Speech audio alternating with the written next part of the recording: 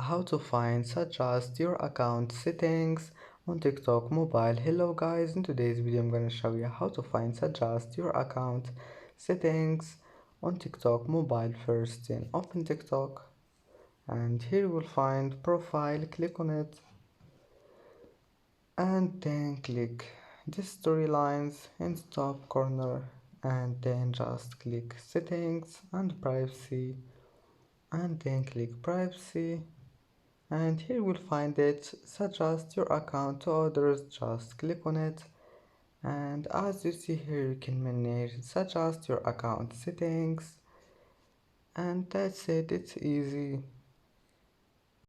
And that's it for today's video.